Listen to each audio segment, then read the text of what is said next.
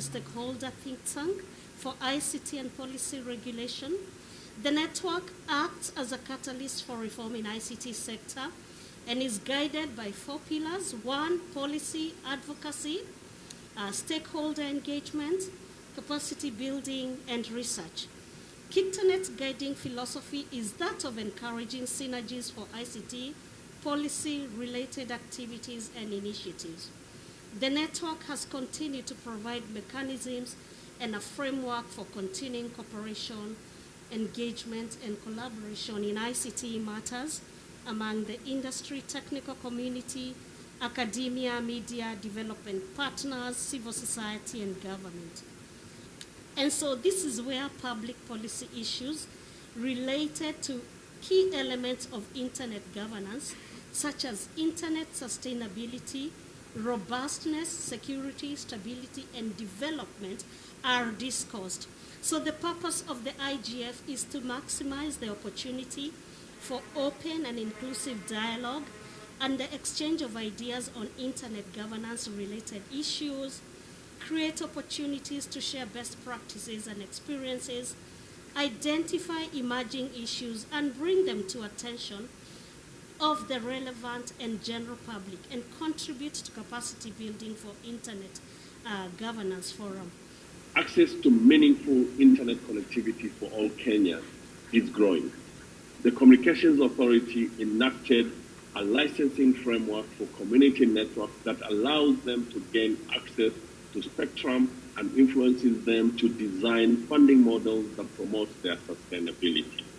The authority is also promoting funding models that promote, the authority is also promoting access to the internet for persons with disabilities. We as KICTANet are members of the UK Digital Access Programme, and together with other stakeholders continue to work for an inclusive and accessible internet. However, as we move closer towards elections, we must interrogate the role of technology in elections. In the past elections, we witnessed the use of personal data in political campaigning. Largely, personal data is an asset for private entities and political parties that can be utilized to influence a voter's choice through micro-targeting, robocalls, and sending personal messages through bulk SMSs. During the 2017 election, political campaigns were also able to influence a voter's first impression by using attack adverts. For example, a simple search for a word like scandal, the movie, brought results on scandals linked to the Cambridge Analytica campaign. Beyond the use of filter bubbles, voter profiling, and disinformation, data-driven campaigns, hate speech, and insightful speech, these are aspects of great concern during elections, before and after. Already, we have witnessed a rise in electoral misinformation on various platforms that, according to research, is amplified by platform algorithms. In the same breath, online gender-based violence continues to spur across the net, shrinking the ability for women in particular to exercise their right to free expression and online association. Including the upcoming 2022 general election, where, if you have been following the events, the chairman has indicated that there will be no manual voting. It will be interesting to see how that will happen, because we know, what we are hearing from him is that it is possible to actually have tech deployed in all parts of this country. So it's an interesting thing that we will all be watching. And so, these are some of the activities that have informed the Kenya Internet Governance Week. So we began with the Kenya School of Internet Governance, KESIG, which of course began earlier. So it's taken 2 weeks. And completion is today. They will be graduating today. So this is an annual training that we have, and we induct new and fresh voices into ICT policy making processes. You do know that sometimes advocacy can be so slow it can be tiring, it can be discouraging. So sometimes even the very active voices pull out. During Kibaki's government, we saw the critical voices being co-opted into government, and that sort of left civil society with a gap, that they didn't have such strong voices that had been agitating for change. So we realized for this sector there's need to consistently have fresh voices that bring in fresh energy and continue to take up on these things. In collaboration with GIZ, we also conducted a 3-day women's digital security training of trainers, where 20 women aged between 18 to 34 years, drawn from social justice organizations, civil society, and private sector, were trained. We had a roundtable meeting on women's that discussed women's privacy and data protection in the context of elections, which included launching a policy brief on privacy concerns for women. And it is because we also realized that we are already seeing so much data breaches, and especially where women are concerned. And so this is a conversation that we must hold and engage in and actually confront. And that, of course, we are looking into creating a community of practice for women to actually who can continue advocating for these issues.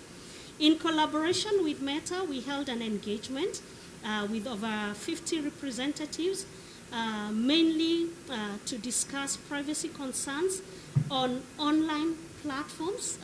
Meta holds several platforms that are very popular in this country, and so we were discussing what are the privacy concerns and what can be put in place, what is possible, what is not possible. And then in collaboration with CIPESA from Uganda, we launched 2 study reports, one on disinformation pathways, especially in this electioneering period, and the other one on data governance, that we looked at COVID practices and what were the data practices. And then at the same time, in collaboration with UK Data Access Program, DAP partners, ICTA, KFCB, APDK, that's the Association of People with Disabilities in Kenya, and British Council, we held a training on cyber hygiene, and this was with women, PWDs, and youth from Mathare, Kibera, and Mukuru. And this training is part of our cyber hygiene campaign aimed at equipping marginalized and digitally excluded communities with practical skills on how to stay online. We also held a Kenya Youth IGF Week day yesterday, and this one seeks to bring in voices of the youth into the internet governance conversations. At the moment, we are starting to see again the need to address some of the emerging challenges for the public. For example, the need to make cyber hygiene an everyday normal practice, akin to the way all of us learned automatically to wash our hands and sanitize our hands during COVID.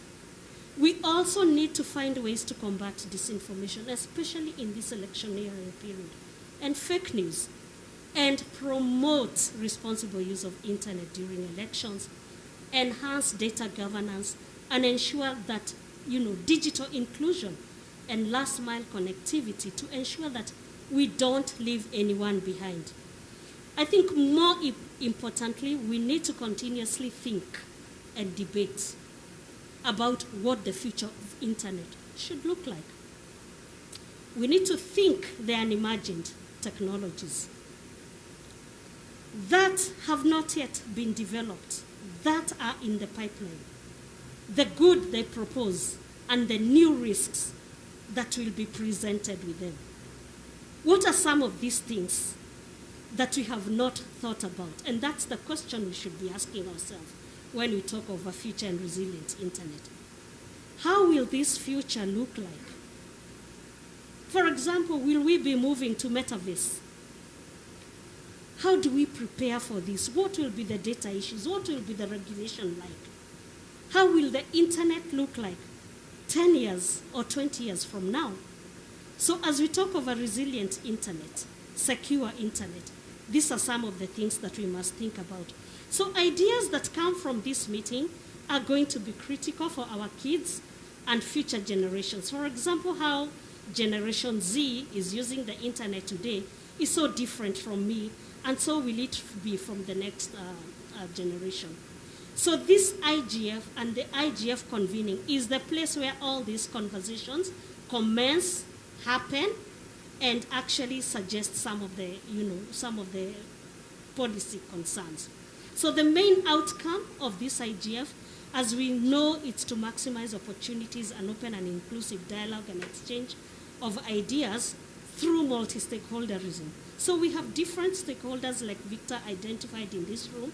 And so this, therefore, is an opportunity for all of us to reflect on the future, the unimagined, and how well prepared we are for this unimagined future as the internet has continued to present itself. Perhaps through KICTANet or other, similar, organizations that then bring all the stakeholders together. I think it is important going forward that we try to come up with all the issues that are of critical importance to us as a country, as a citizen, so that then we carry forward when we go to discuss these issues in both sub-regional, regional, and international fora, that those concerns and aspirations are then carried forward. My name is Ndegwa. I am the Public Policy Director, East and Horn of Africa at Meta. I'm really excited to be here this morning, largely because internet governance issues are really important for us, given that our business is primarily on the internet. And so we are really keen to make sure that we are participating, listening, learning, and sharing with others regarding what would be best when it comes to the internet, but also, more importantly, collaborating and seeing how we can make the internet a better space for all. And so when I think about the theme this year, 3 words strike me. I love the idea of shared. I think shared is exactly what we do all over the internet. Meta's mission is to give people the power to build community and bring the world closer together. And so sharing is really very core to what we do and the mission that we have as a company. Really excited about the word sustainable, because at the end of the day, I think all of us have seen how much we rely on the internet on everything. It is very, very critical for all sectors. It enables a lot of things to happen. And so for that reason, making sure that it is something that we can be able to continue riding on into the future and continuing to power up all of the different sectors through it is exciting for us. And lastly, common. I think having that consensus, it's very African for us to come around the same table, to come around the fire, or to come around to tell each other stories and do things together. Hi everyone, my name is Sheena Raikundalia. I'm the country director for the UK Kenya Tech Hub. So we're part of the FCDO, and a lot of people have mentioned the DAP, the Digital Access Program, and the UK Kenya Tech Hub is the 3rd pillar in that. So, governments, we like working with pillars. So the first pillar of the DAP is around how do we get people online, and that's where we've been working with CA and a lot of other parties on how do we get people online, how do we make sure that it's affordable, how do we make sure that people that are, not just in Nairobi but far away in the remote counties are able to access the internet. The second pillar is how do we be safe online? Because it's one thing to get people online, but as mentioned earlier in the keynote, we need to be safe. So the second pillar is all around cybersecurity and making sure, yep, we're going to get you online, but then we're going to help you be safe online. And then the third pillar, which is my pillar, my favorite pillar, of course, is then how do we use the internet to help build the tech ecosystem? And finally, and some people might call it most boringly, but operational tech. How can tech be used to get, whether it's governments, NGOs, businesses, SMEs, to become better, to become more efficient, to increase their revenues, to decrease their operations? And I think that those 3 combined is why this forum excites me. It's because we're getting all the different stakeholders, as we've just highlighted, together in this mission together, getting us online, getting us safe, and let's earn money using tech. My name is Stephen Kiptiness. I have been part of IGF for a couple of years, having worn a different hat, and I should have stood for academia because that's one of the hats that I wear from the University of Nairobi. The last hat I wore, the last IGF, was that of a practicing lawyer in technology. I do now represent Safaricom as the Chief Corporate Affairs Officer, and Safaricom is absolutely intent on participating and continuing to be a part of the IGF forum, especially because of a couple of things, starting with the fact that Safaricom has been in transition and transforming moving from being a purely telco company to a technology company. And our mission is to go out there and transform lives, and doing this through purpose. The theme of this year's conference is absolutely apt with regard to the partnerships that need to be sustained with different actors in different spaces, from government to non-governmental agencies, to the individuals that are participating and that desire to be connected to the internet. Safaricom's role in transforming, Safaricom's journey in transforming to a technology company involves several aspects, not just the infrastructural side of things. There's the devices side of things, there's the products and services, and what we are doing as a business is to inculcate purpose in what we are doing, not just on the commercial side of the business, but from a sustainable side, from a sustainable perspective. And there's quite a lot that the business is doing and intends to do over the next couple of years as we go towards achieving our mission by 2025, in becoming a core partner, embedding purpose in how we innovate in our products, embedding purpose in the services that we offer. The internet is such a crucial issue, and one of the things that was mentioned by Gigi is that it's at the base of the Maslow table. It is a fundamental right. It's not just food, air, water. It is access to the internet. My name is Wanjau, the Director of Legal Affairs at Communications Authority. The internet interests me, it excites me, and it really fascinates me because it's such a formidable tool of collaboration and full expression of ideas and culture and thoughts. And I can't imagine that there has ever been a platform that has allowed anyone who has something to say to give expression like the internet has. I think this is even very, very profound for us on the African continent, because this gives us a platform to share our world to the rest in a manner that anyone can say anything. Of course, it carries responsibility with it. That really fascinates me about the internet. My name is John. I'm head of the cyber staff here at the German Foreign Office in Berlin, and I'm very happy to join you online. I wish I could be sitting with you on the panel in Nairobi, but thanks for taking me on board in a virtual way. As head of the cyber staff at the Foreign Office, I work on cyber diplomacy, which is mainly building international norms inside the United Nations in the hope that they may stabilize and secure cyberspace. I also work on our international partnerships, because Germany very much relies on exchange with its international partners when it comes to securing its internet. Thank you so much, Gigi. Really excited to be discussing this topic because, like I said earlier, I think the internet is really an enabler for all, and we've had all of the different speakers alluding to that fact. For Meta, I think some of the things we are thinking about and have been very, very deliberate and intentional about would include, for example, primarily thinking about how can we make sure that our platforms are providing everyone and anyone around the world with an opportunity to amplify their voice, to be heard, to express themselves on our platforms and online on the internet.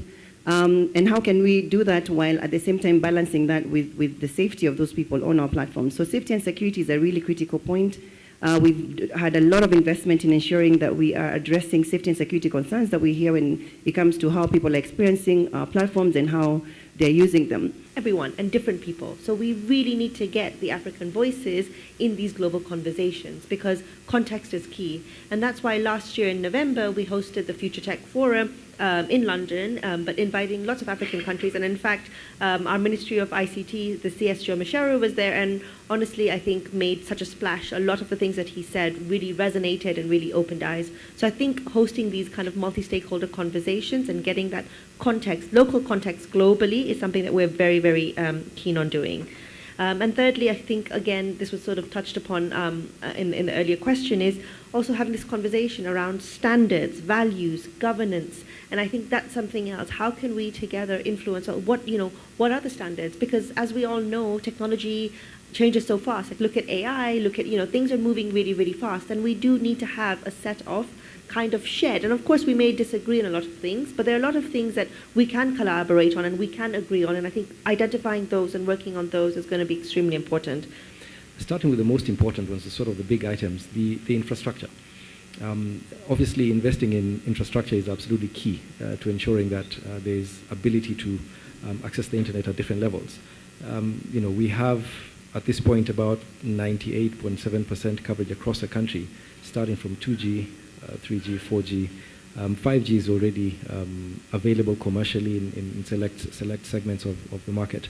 And so just having that availability. But one of the challenges, and maybe I'm pre-jumping one of your questions, is, how do we ensure that people who are on that lower level, at the 2G level, can move up? Because it's not even cost effective anymore to sort of run a 2G network. But at the same time, we can't leave our people behind.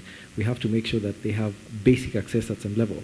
And to that, the point that I made earlier, trying to encourage them by offering smartphones at a sort of payment plan perspective so that it's not a big hop for them.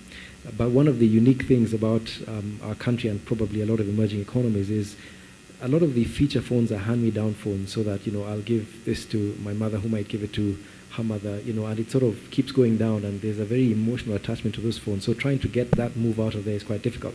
The internet has become very integrated in how we do business, how we conduct our affairs, how we engage even with government. So from a regulatory perspective, there are 5 interventions that we have engaged in. The first one being frameworks, because it is important, even as we want to promote the internet as a free space, as a resilient space, we want to drive it for value. The second thing is cybersecurity. The internet is only as strong as the weakest link, and the authority does run the KICTAnet, which is a 24/7 mechanism that ensures the deterrence and detection of threats in order to promote trust and confidence online. The third one, which is quite a big initiative, is the awareness and capacity building across the board. And you find one of our flagship initiatives has been the child online protection, the Be a Cop. The fourth one is connectivity, the commitment to universal access so that everybody is included and nobody is left behind. Our penetration rates and the statistics are quite high. They speak for themselves, and we continue to collaborate with the industry to enable that happen. And the last one, of course, is to ensure that the internet is a driver for value, whether it's for the private sector or government. We have engaged in a lot of partnerships, and we now begin to see great interaction, government to citizen, online in delivery of services and the like. One of the main points for us right now is really improving our threat analysis to be sure that we see the full picture of the threats that are coming at us. And how we are doing this is that we've established a national coordination platform that brings together all cybersecurity authorities active in the field to bring the analysis to the table and build a joint threat picture. And this has really been key for us, because before that we've been seeing a lot of thinking in silos and bringing together all these agencies in one platform, which meets on a weekly basis, but it can also meet on a daily basis, as it has, for example, after the Russian invasion of Ukraine, when we've seen heightened tension in German networks. This is something that we find key in really building that threat analysis that we need to fight the cyber incidents that are coming. And when we look at Kenya, we have developed, through the Digital Transformation Center of Kenya, we have conducted a cyber incident response exercise together with participants from government, civil society, and the private sector through our implementing partner, GIZ. One other main concern for us as a democracy is fighting disinformation. My name is Dr. Festus from Kenyatta University, although I'm from the literature department. We know that the world is shrinking. It's becoming a global village. And that the internet is spreading so fast that there's no one who can stop it. Very many parents are actually disillusioned because of cyber hygiene. when you talk about connecting internet in our schools, are you accessing the impact? For example, our children are threatened because of when they access the internet, the only thing that they see is actually pornography. The moment when we'll have a platform that will try to clean our internet systems is when we shall actually have faith in all these international platforms that are actually coming up. But we are confident that what is being discussed here is of great importance. So we really need, because it is actually impacting negatively on our informal African enterprise. This is what I'll say. It starts with you as a parent before we start blaming platforms.